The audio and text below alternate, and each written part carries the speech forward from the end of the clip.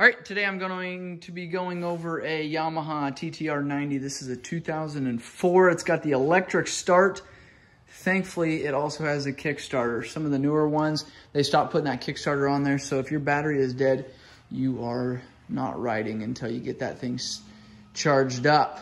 So a couple things I wanted to go over here. We've got a foot brake. As you can tell, this one is all beat up. It's on your right-hand side.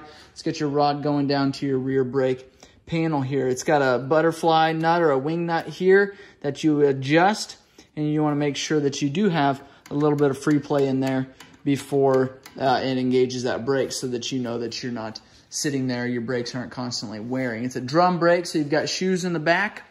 We've got your spark plug on this side here. I prefer the NGK brand, and I will get you the specs on which one that is.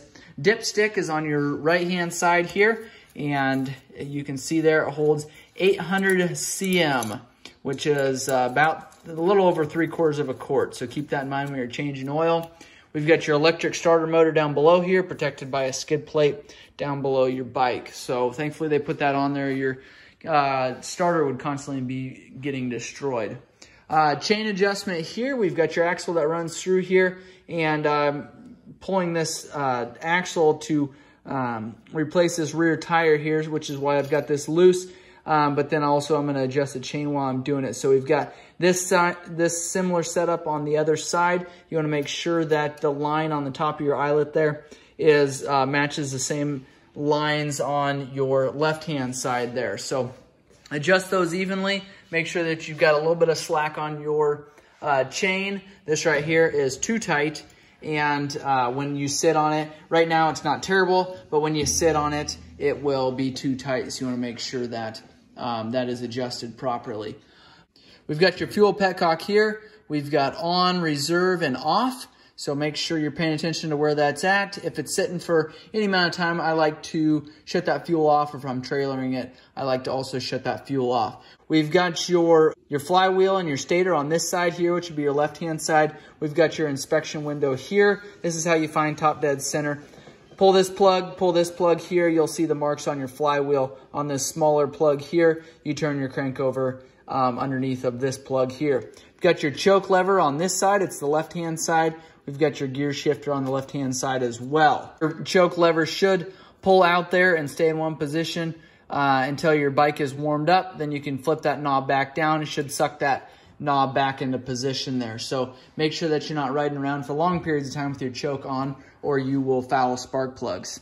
We've got your drain plug underneath of your bike here, and it's gonna be a little bit hard for me to show you there with the camera, but we've got a drain plug here, 12mm bolt there. Pull that drain plug, you'll have the oil coming out there, so just make sure, be aware of that. Make sure you have a drain pan underneath of there.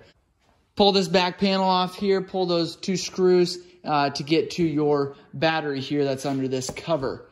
Up front here is your air box. You want to inspect that. That's going to be on your right-hand side.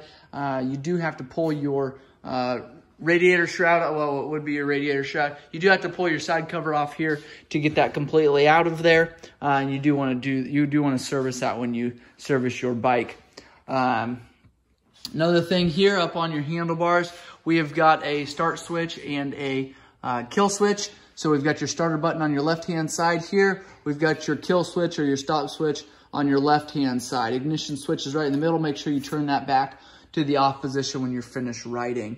That is an overview on the Yamaha TTR-90. These bikes are great bikes. They're kind of a good intermediate between the 50, which is really small, and the larger ones are just kind of a great in-between size. They do handle adults fairly well, and so they're great for pit bikes, getting around, racetrack, campsite, stuff like that. They're just a good mid-size motorcycle. So that is an overview on the Yamaha TTR-90. If you've got questions or comments, make sure and leave those below. If the video has been helpful, please like and subscribe to my channel. Please share this video with friends and family that may benefit from it. Thanks for watching.